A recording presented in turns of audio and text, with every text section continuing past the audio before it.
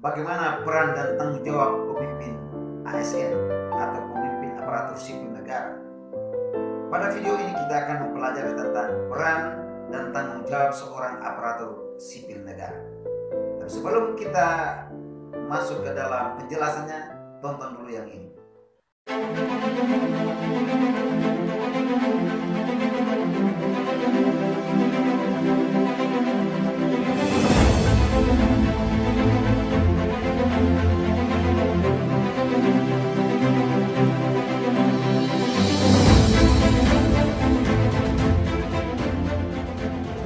Sesungguhnya, pemerintahan itu ada untuk melayani masyarakat. Oleh karena pemerintah itu dibangun untuk melayani masyarakat, maka tugas dan tanggung jawab pemerintah adalah melayani masyarakat. Pemerintah atau negara melalui aparatur sipil negara atau ASN memberikan pelayanan publik yang maksimal kepada masyarakat. Dengan demikian, pemerintah membangun rasa kepercayaan masyarakat terhadap mereka. Dengan apa? Sekali lagi, dengan pelayanan publik yang maksimal oleh aparatur sipil negara, oleh para ASN. Oleh karena itu menjadi penting bahwa peran dan tugas seorang aparatur sipil negara adalah memberikan pelayanan yang maksimal kepada masyarakat. Oleh karena pelayanan publik itu adalah hal yang sangat penting bagi masyarakat, maka kita perlu mengenal apa itu pelayanan publik.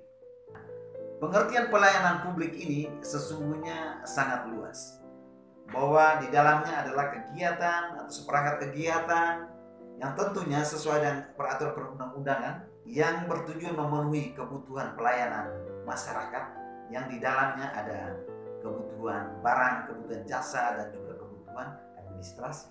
Setelah pelayanan publik, kita perlu tahu poin yang berikut adalah kepemimpinan ASN atau kepemimpinan pegawai aparatur sipil negara.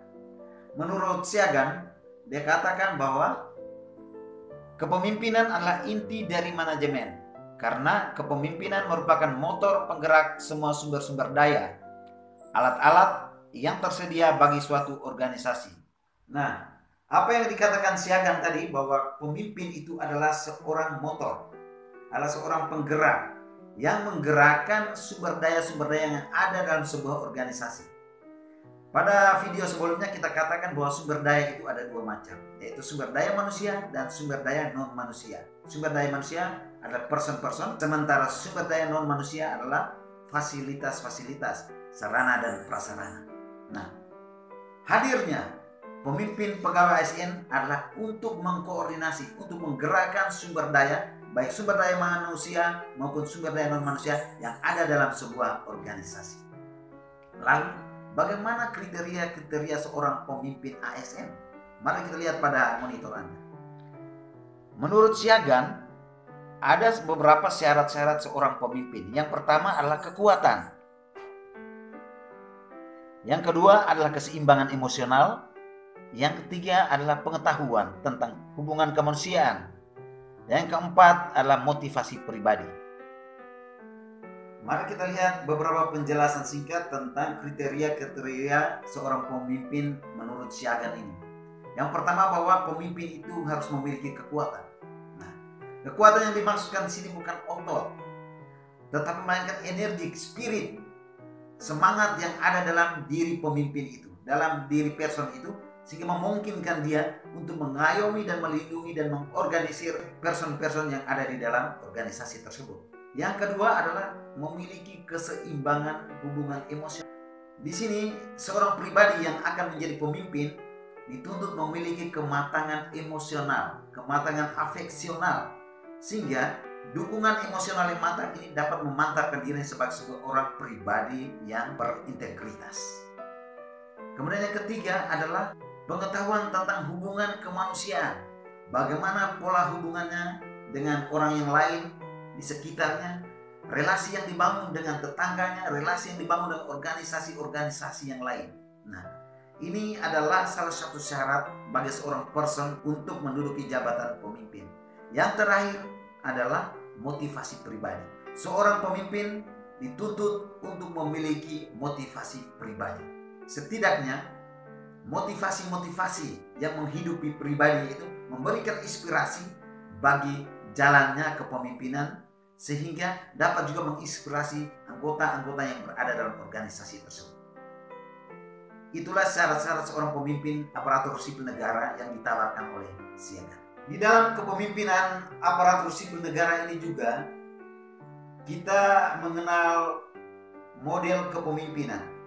Sesungguhnya model kepemimpinan itu adalah kombinasi antara karakter pribadi dengan kompetensi seseorang. Kita kenal ada beberapa teori model-model kepemimpinan. Sesungguhnya model kepemimpinan merupakan gabungan antara karakteristik atau kepribadian seseorang dengan kompetensi yang dimilikinya. Itulah biasanya orang namakan model kepemimpinan. Poin yang berikut yang juga tidak bisa hilang dalam kepemimpinan aparatur sipil negara adalah manajemen. Orang yang manajemen sebuah organisasi itu biasa disebut sebagai manajer. Terkadang orang menyamakan antara pemimpin dengan manajer. Padahal pemimpin dan manajer adalah dua hal yang berbeda. Kepemimpinan itu adalah mengerjakan sesuatu secara benar. Sementara manajemen adalah mengerjakan sesuatu secara tepat. Kalau pemimpin mengerjakan sesuatu secara benar, kalau manajemen mengerjakan sesuatu secara tepat. Itu adalah dua hal yang berbeda. Seorang dapat menjadi manajer yang luar biasa tanpa harus menjadi seorang pemimpin. Tetapi seorang manajer tidak akan menjadi pemimpin yang luar biasa kalau tidak menjadi seorang manajer yang baik. Ingat sekali lagi kata Kadarisman bahwa seorang dapat menjadi manajer yang luar biasa tanpa harus menjadi pemimpin. Tetapi seorang manajer tidak akan menjadi pemimpin yang luar biasa apabila tidak menjadi seorang manajer yang baik. Mari kita kembali fokus membahas tentang kepemimpinan aparatur sipil negara. Kita lihat dulu beberapa definisi terkait dengan kepemimpinan oleh beberapa tokoh-tokoh yang terkenal ini. Mari kita lihat di monitor. Menurut Hemhill and Chun, mereka katakan bahwa pemimpin adalah perilaku individu yang memimpin aktivitas-aktivitas suatu kelompok ke suatu tujuan yang ingin dicapai bersama.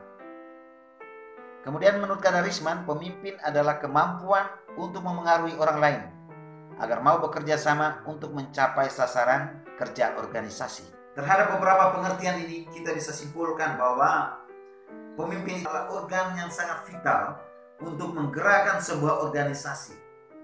Bahkan pemimpin itu harus memiliki daya pikat, energi, spirit, motivasi untuk memberikan pengaruh terhadap anggota-anggota yang berada dalam organisasi tersebut.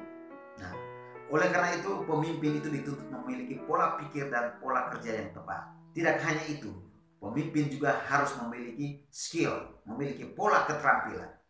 Itulah pengertian-pengertian singkat tentang pemimpin aparatur sipil negara. Jadi karakter-karakter atau sifat-sifat seorang pemimpin itu bisa dipelajari melalui teori-teori kepemimpinan.